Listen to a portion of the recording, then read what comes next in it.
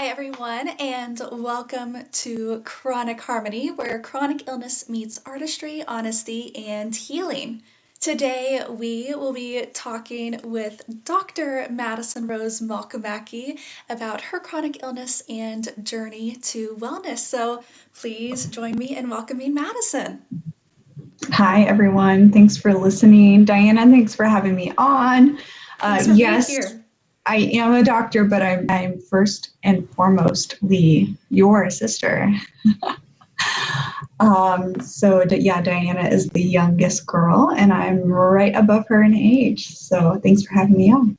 Absolutely. So basically, everything that she did as I was her little sister, I would also be her little shadow and follow her along everywhere she went. Every horseback riding lesson, every gymnastics practice, I was always there. Yep. Yep, that's true.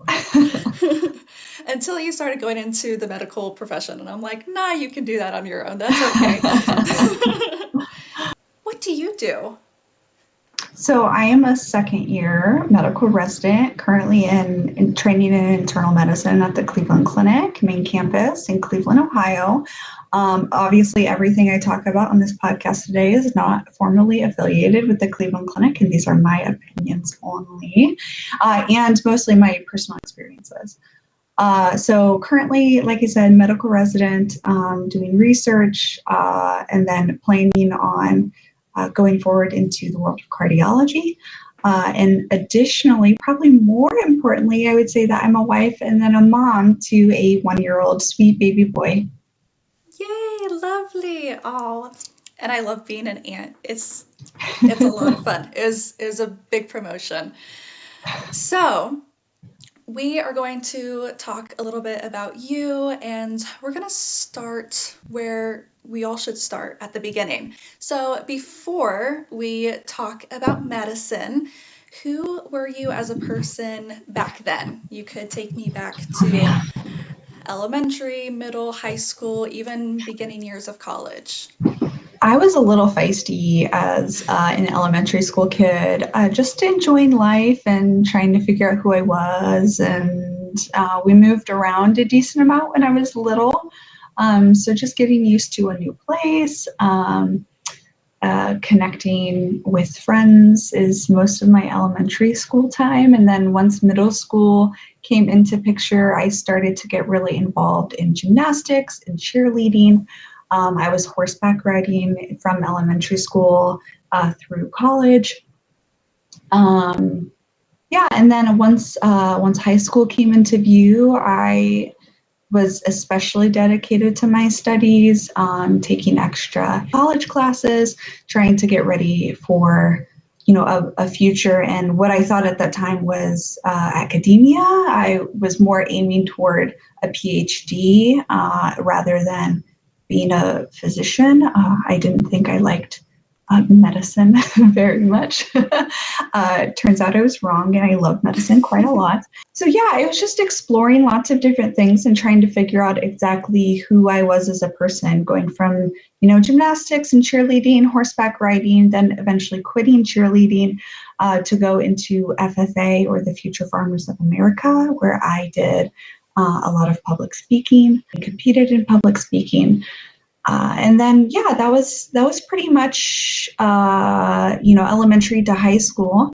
And then as I, finished out high school, I guess our mom challenged me to consider a career in medicine, not necessarily being a physician, but just some kind of medicine. And so I ended up going down that path, not totally convinced I would be a doctor by the time I entered my undergraduate studies, but definitely thinking in the higher education realm, thinking about maybe being a professor in the sciences or a researcher or getting a PhD in something. And then lo and behold, I end up applying into medical school. So I went to medical school at Ohio University, Heritage College of Osteopathic Medicine, their branch of the medical school in Dublin, Ohio, which is around Columbus. And it was fabulous. Of course, running in the background in this time was me meeting my husband in undergrad, him following me to medical school, and now following me into residency. It's a very long story packed with It's a long story. a lot from your time in FFA and doing very well on a national stage, to then discovering your love for medicine because you used to be so afraid of germs. And Oh, I I still don't remember, like germs. I, I mean, that's a good physician then because you want to keep your patients healthy. Because That's I true. remember as a kid, you always carrying around your Germex and me being like, My Madison, Lysol? one day, yes, yes, one day, Madison, Yep. you're going to become a doctor. And you're like, no, absolutely not. And look at you now. Very impressive with everything that you've been able to accomplish. Thank you. I'm a very, very proud younger sister. So, what did your health look like during your high school and college years? So this is actually, I read these questions prior to meeting with you today, and I recognized that I kind of chuckled at this one because I even recognized my health being different before then. Mm-hmm. Even in elementary school, I remember I had a terrible time staying awake. I was always so tired. If we would sit in the car for 5 minutes, I would be passed out asleep. I remember driving, to Lima, like an hour away, being doubled over from stomach pain because of acid reflux in elementary school, even. And then as I grew into doing gymnastics and cheerleading, I really noticed a lot of injuries. I felt like I was always the kid with a brace on her knee, and then her other knee, and then her ankle, and then her other ankle. Then my shoulders would hurt, and my wrist would hurt. And I'm like, does everyone else feel this way? And I truly thought it was a normal experience of just growing up and growing pains and things like that. Um, and then with the POTS diagnosis that I actually have now, just remembering going through the initial testing, even in elementary school, of them thinking, well, what if this was diabetes? And then being hospitalized overnight for them to do testing to see if I was diabetic. And it was just quite a journey. And all I remember the doctor saying is, oh, well, you'll grow out of it. You'll grow out of it. You'll grow out of it. The growing pains, you'll grow out of it. That's normal for a young, active person. The sleepiness, you're young and active. You push yourself hard. Just get extra sleep at night.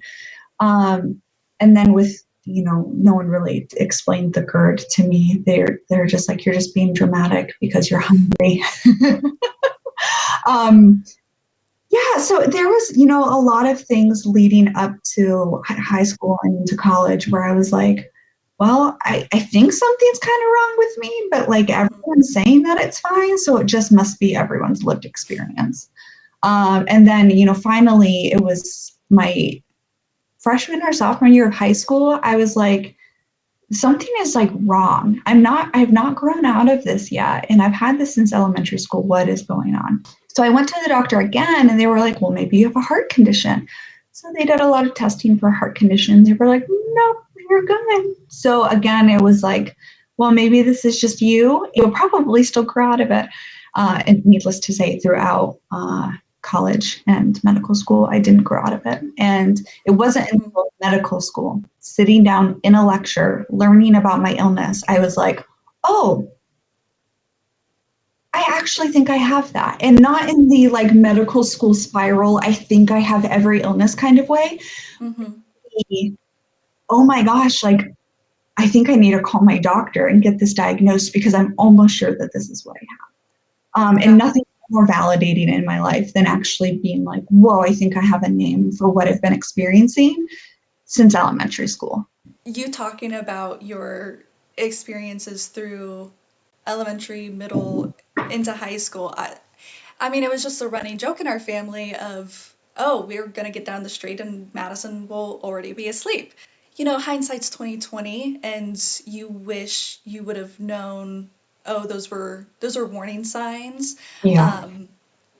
and hopefully someone else listening to this can be like, oh, well, that used to be a running joke in our family too, but like Yeah. what you said, like what I've gone through, we still haven't grown out of those symptoms that so many doctors have told us we'd grow out of it. Thank you for being honest in that. So I remember as a child even going to the zoo, and walking around and feeling so tired and fatigued and just wanting to sit down because I felt like my bones ached, right? Mm-hmm. And then I also have hypermobility. So I remember even just my arms dangling to my sides for long periods of time, or holding a water bottle in one hand or a backpack, just feeling my shoulders sublux and come back in and sublux and come back in.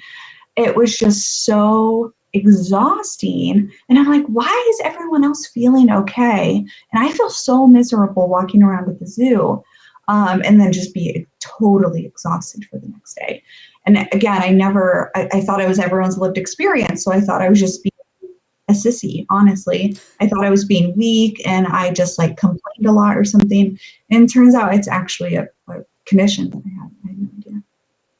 So for those who might not be as medically inclined, could you explain to us what the subluxing means? Yeah, so subluxation is not a complete dislocation of a joint space, but is a partial dislocation of a joint space. So for me, it happens mostly in my shoulders on both sides, in my thumbs, I almost said bilaterally, on both sides of my knees. I also get some subluxing in my ankles, and then every once in a while in my hips, but that's not as common for me. So yeah, partial dislocations, but not full dislocations. Mm-hmm. So the issues that you were dealing with in cheer and gymnastics, especially with the ankle braces, the knee braces, had to deal with the subluxation of your knees, yes, or your ankles. Yeah, so I had a reason to be in pain, and I had a reason to feel like I needed support with braces, and I didn't know why. So going back into those early years, even during the school days, what were symptoms that you learned to just kind of survive with? So for me, I knew that especially around lunchtime, or probably when I didn't have enough water, those types of things would be when I would be feeling my worst throughout the day. I feel like drink a lot of water during lunch to try to like compensate, even though my brain didn't actually register it as that. I really struggled in things like gym class, when getting up and down and doing exercises was, part of the routine and expected. I recognized that if I stood up in the middle of class, that I would have to stand for a few seconds, maybe up to a minute, so I didn't pass out, because I couldn't see and everything would go black. And that's every single time I stood up, whether it was, getting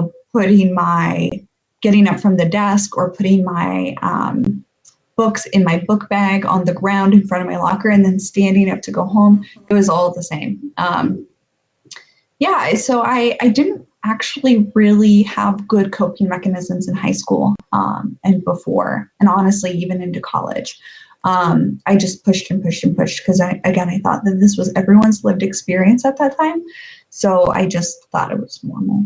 And did you feel like, because you thought that it was normal, that other people were dealing with it better than you were, or that it was that you were alone in the situation, or how did you feel about that?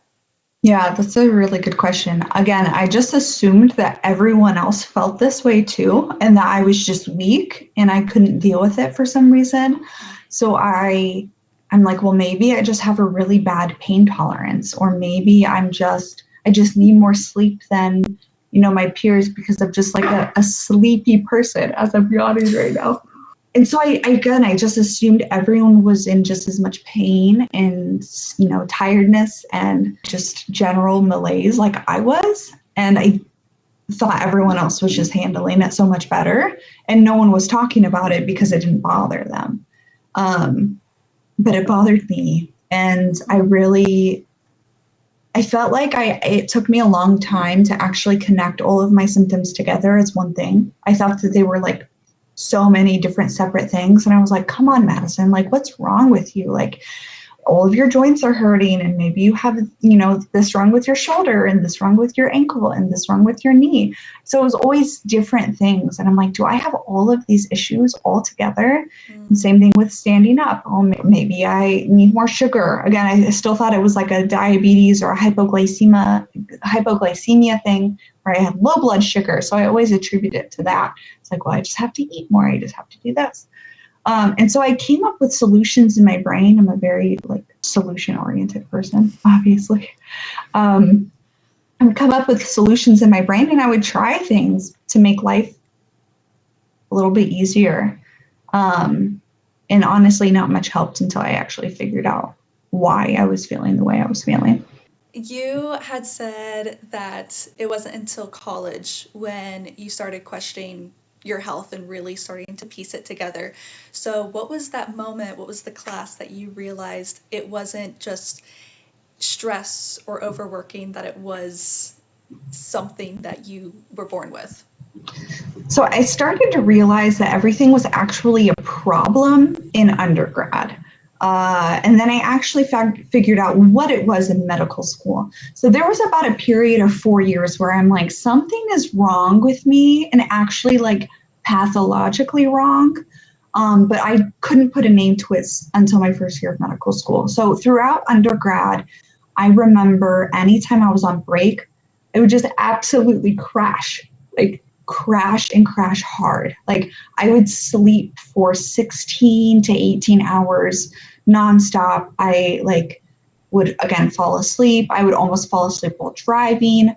I was like, I think I have narcolepsy, which is a sleep disorder, because I would fall asleep doing anything. I feel like I could fall asleep while eating sometimes because I was so tired. I would sleep so hard. I would sleep through fire alarms or my own alarm, and I was late to classes because I would sleep through my alarm. And I'm like, surely there's something wrong with me, because I know most people don't have to do this. In medical school, we started learning about different types of connective tissue diseases, including Ehlers-Danlos syndrome, Marfan syndrome, and other types of connective tissue disorders. And as we started talking about hypermobility, I was like, this kind of sounds like me. And then I did all of the tests that you check for hypermobility on myself. And I had a friend who had a medical condition that was a diagnosed connective tissue disorder. And she walked through the things with me and was like, Madison, I think you have this. And I'm like, huh? And she's like, well, do you also stand up and feel like you're going to pass out, and your heart rate jumps when you're up and walking around? And I was like, yes. And she was like, I think you also might have POTS too. And I'm like, huh? So to have a friend who had that condition diagnosed by a medical professional pull me aside and say that, I was like, maybe I really do need to see my doctor about this. So I made an appointment with my doctor, and she walked through all of the tests with me, which a lot of them are just physical exams and things like that. And I passed the test, I guess.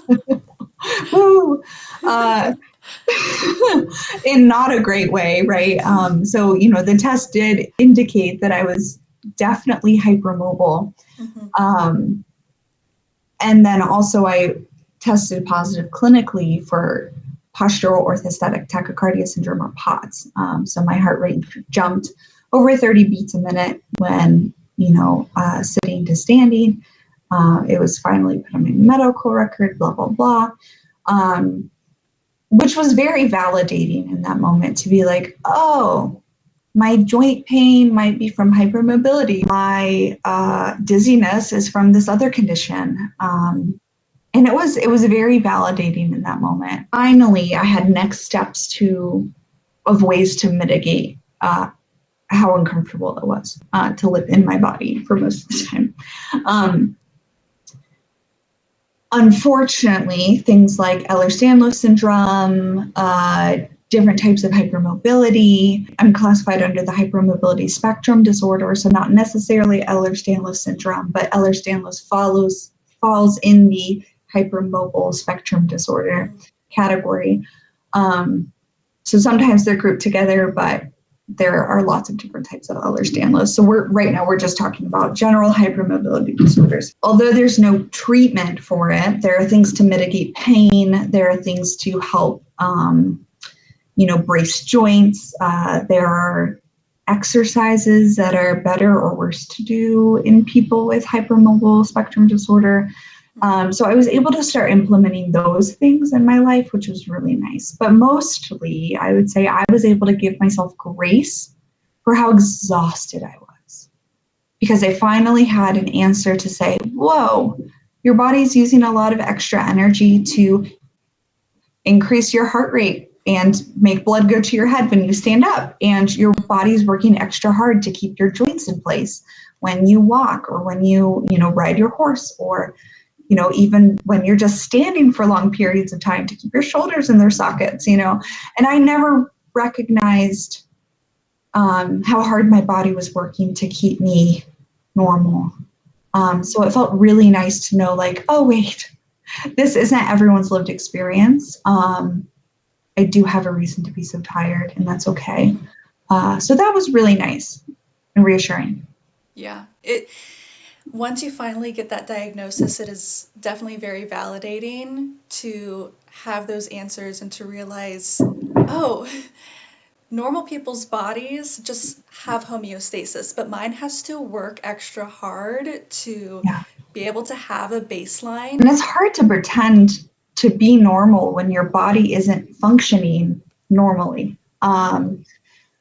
It's really exhausting. It takes a lot of energy. But when you realize your body needs a little bit of extra grace, I need to carry a water bottle around. I need to sit down on rounds around the hospital. I need to take extra breaks. I need to make sure I wear my compression socks, sometimes 2 pairs of compression socks. I need to salt my food extra to keep my blood pressure up. Those types of things, when you start listening to your body and making changes in order to accommodate your body, you can actually do the things you need to do, and your body's not working in overdrive. So learning the things that you can do to help your body be normal is much more effective than just pretending you're normal and struggling through, when the world goes black and you're just standing up and you're like, come back. It's much better for your body to listen, to sit down, to drink some water, some salt, and take a rest. Yes, all of that that's such great advice. Back then, you didn't have the coping mechanisms that you do now. What would you do? Because you talked about how you thought you were diabetic and trying to drink more water or add more sugars to your diet. What did you do back then that either made it worse or made it better? Maybe you were on the right track or you were totally out of left field. So I think looking back, the things that I didn't do well is I pushed through all of the exhaustion and fatigue, and I think that made it worse. Instead of taking a nap, I would go from school to cheer practice to another academic activity to studying at home, and then stay up late and then go to sleep and then wake up early and go to scholastical practice and then go to school. And then so I would really push myself and not accommodate my body in ways that I needed.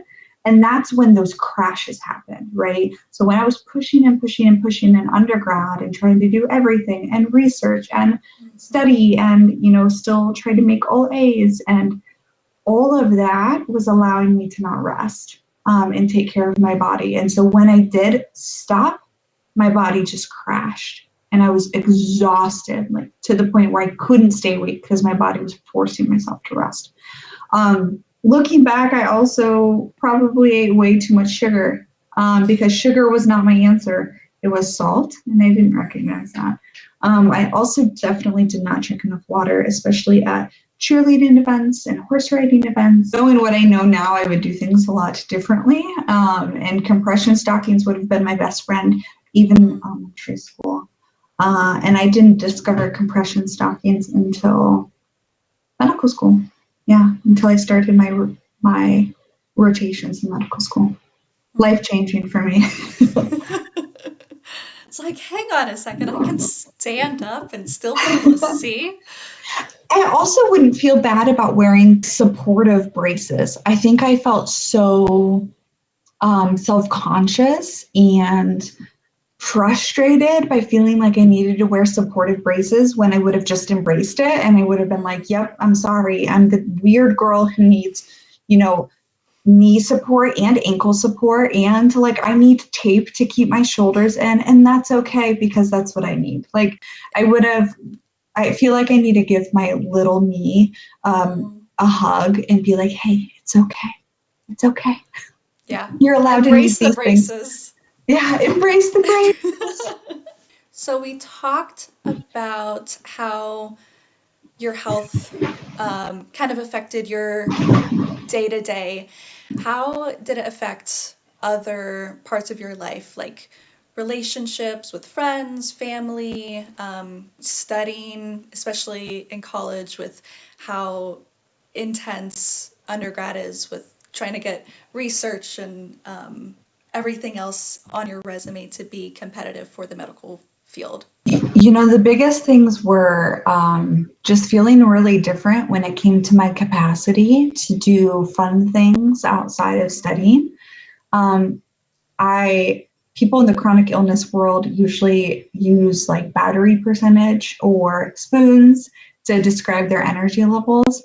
And when people are starting off with 10 spoons for their day and they can allocate their, 1 spoon to study and 1 spoon to whatever, 2 spoons to sports, and then they have spoons left over to spend time with friends and stay up late and things like that.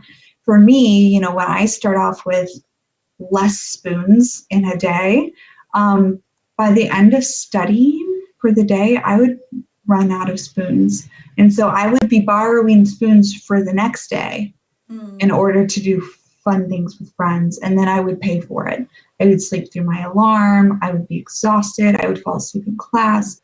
I would drink 8 cups of coffee. I would compensate in other ways because I didn't want to be different and I didn't listen to my body and what it needed. But it was a lot of, it really did affect a lot of the fun portions of my relationships. When people would want to hang out late and I was just so tired, I would just want to go to bed. That was really difficult because I wanted to have the energy to spend time with people. I just couldn't. I was so exhausted. I couldn't. Or if I did, I would intentionally choose to, knowing that the next day would be harder for me. And people don't know that unless you tell them. And I was really, really bad at sharing about it until, honestly, until the last probably year. I got more comfortable sharing about it and advocating for myself. So I think this can segue really nicely into what do people misunderstand about chronic illness in young adults? I think it's a common misconception that people with chronic illnesses has to have a visible illness. So something that you can visually see that impairs them. And it's a lot harder for people to understand what it's like to have an invisible illness, where you can't see just by looking at you and just by looking at me that we deal with a chronic illness. Just like someone struggling with severe debilitating depression, if they don't share that with you, you typically can't tell, especially if they're very high functioning in their depression, and they don't want to share about those things because it's personal to them, but it's making them function differently. And unless you ask, you don't really know. And so, no one knows what it's like to live in our bodies, and it can be really difficult to tell someone that you need accommodations when they can't visually see the impairment, but you can feel it. Something else that I think is really frustrating, especially as a young woman, people will assume that we're being weak, or maybe we don't want to work as hard, or we want to pass. or they think we're just being hysterical and being over dramatic because, oh my gosh, if girls aren't over dramatic, right? About everything. And so it's difficult, because you want to advocate for yourself, but also you want to be palatable to everyone. And sometimes those actually don't align, and you need to advocate for yourself regardless of if it's palatable to other people, especially as people pleasing, women, right? So something else that I've found really difficult about chronic illnesses, especially about POTS, is how popularized POTS has become on social media trends. And when you actually suffer with the illness and have it diagnosed, and when other people think that they have it but actually don't have it, it's really frustrating because it seems like this popular trend to have it. And then you're like, but I've had this since elementary school and I've been struggling with this my whole life. And now so many people are coming out saying that they have it. It almost makes you feel disingenuous about your own illness. And it makes me worried to share about my illness because some people are saying it out of popularity, and I don't want to be classified as someone sharing it out of popularity because that's not what it is. So that's really difficult for me, especially in the medical profession. A lot of people, say, oh, is this real POTS or fake POTS? And it's very difficult for me to share about my personal experience when I don't want my colleagues to classify it as, oh, is this real POTS or fake POTS? It's very difficult. And I know a lot of doctors take a lot of heat for medical gaslighting, but I mean, it's a really great point that you bring up of different diseases or diagnoses that become very popularized. Yeah. That it can almost make a real diagnosis that much harder to get. We can come in and say, oh, I've read all of the things that a person with POTS has, and I might experience them once every other month or quarterly or something, when there are people like us who experience it hourly and need that extra support and do what we can to advocate for ourselves, but we also aren't looking for, it's not attention seeking. No. Advocating for ourselves isn't to be like, hey, look at me, give me a gold star because I have this illness. It's about, I'm trying to tell you what I need and what my body is desperately saying that I need. And so, like what you said, it becomes just disingenuous when people kind of take advantage of your illness. Yeah. And I totally agree with that. And it's very difficult, being in the medical profession and wanting people to respect me as a medical professional, and then also, having a diagnosis that is popularized right now by the media and especially TikTok. Yeah, it just makes it really difficult. And this is something that I wish I didn't have, right? And it's something that I've hidden for a lot of my life. I didn't talk about it when I was, applying into medical school, that I was exhausted all the time. I didn't talk about it when I was applying into residency. I barely talk about it now just because I don't want to be looked at differently, right? I don't want people to say, oh, well, she's only doing well because she needs accommodations, or, I want to prove myself as a great doctor because I'm, a good doctor, not because, whatever. So it just puts you in a tricky place, right? Because you want to advocate for yourself, but you also don't want to seem like you just want handouts or whatever. Exactly. It's just a hard balance. But, I would tell people that I would rather people assume that I want, handouts than like killing myself, trying to just like push through and act normal. It's really not worth it. Like if you're in a career that you love and you're passionate about, you need to make things manageable for you. And by advocating for yourself and asking for those things, it's not selfish, and it's not asking for handouts. It's literally making your life doable for you, because everyone else lives like they have those, right? Because they're normally, right? And so because you're not functioning normally, I'll use that term very loosely,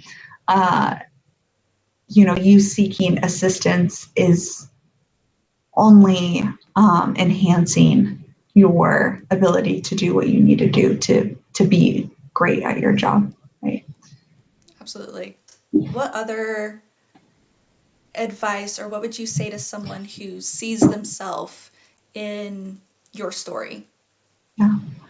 I would say that you should talk with your doctor. I know that there's a lot of medical gaslighting that does happen around chronic illnesses, especially hidden illnesses, and especially in young women, and especially in young women who also have concomitant or concurrent anxiety and depression. A lot of it is just attributed to that, or just being a woman, or being anxious, or whatever. But I say talk to your doctor, and if you have to sit down and document out the experiences that you've had for the last few decades, that's what you need to do. I had to come to my doctor with a list of stuff saying, from elementary school, this happened, and this happened, and this happened, and this happened. And in middle school, and I was able to build a story. Like, go to your doctor, but don't just go to your doctor saying, I want a diagnosis of POTS, or I want a diagnosis of hypermobility, or whatever you're seeking. Go to your doctor and say, these are my symptoms for the last 2 decades, or however long this has been going on for you. What could this be? Ask the question, and then also find a doctor who teams with you and wants to be a champion of your health and advocate for you, because there's people who gaslight you anywhere you go, right? But find those physicians and practitioners who will stick with you and support you in what you need. And also, the majority of the population also doesn't have a medical degree. And so, yes, we can look up a lot of stuff online, but truly, at the end of the day, it does need to be diagnosed by a practitioner. And this might not be incredibly well received by your audience. I'm so sorry. But I would recommend you trying to find a practitioner who listens to you, right? Still undergo the appropriate testing, whatever needs to be done to diagnose your condition. Physicians are not all knowing, but also things ultimately do have to be diagnosed in order for you to get the help you need, right? And to get insurance coverage and all those things. So, even if it takes a couple doctors, keep seeking out people who will listen and care for you in the ways that you need. Absolutely. And I agree with that advice. You have to get that diagnosis from a physician. That is better than just a random person on the internet saying, even though that's what I'm doing, these are my symptoms, and if you have similar symptoms, go talk to your doctor. It's not like a random person on the internet who has no medical background, like I cannot diagnose you. And there are also a lot of diagnoses that have symptoms similar to what we have that is not that. And so getting help from a doctor actually might uncover a different diagnosis, because a lot of things carry diagnosis of chronic fatigue and chronic pain, like getting your labs drawn to make sure it's not leukemia or lymphoma or narcolepsy or whatever it is. You might have a totally different diagnosis that has very similar symptoms. So you are doing yourself a disservice by just getting these symptoms online, just saying, oh yes, it has to be POTS, it has to be this, without getting laboratory testing done to rule out other things, because there are a lot bigger, scarier things that it could be than just that. And so seeking out an official diagnosis is totally worth it, even just to rule out bigger, scarier things like cancer and, other sleep disorders. I I remember when I was in my journey of getting diagnosed with POTS, you were there with me when I was having that horrible episode, and Yeah. they did testing to make sure it wasn't MS. Yeah. And It wasn't a seizure, no, right? exactly, Yeah. exactly. And we'll talk about that further with my story, but it is very important to still see a doctor, because if, Absolutely. say it was a seizure, say it was MS, but say I stayed home because I'm like, oh well, I have already given myself this idea that it is this answer, and that would have Yeah, caused me right. to have a closed mind, instead of trusting medical professionals in what they do best, being a medical professional. Yeah, being investigative about your symptoms, right? Absolutely. Yeah. Very good. Well, Madison, thank you so much for joining me today, and we will talk further about your experiences with chronic illness, being in residency, and also as a mom, which is very, very exciting. And we'll do another episode with you as well of how to advocate for yourself as you are getting a diagnosis. And I look forward to hearing what you have to say about that. So I thank look you. forward to being back. Thanks so much.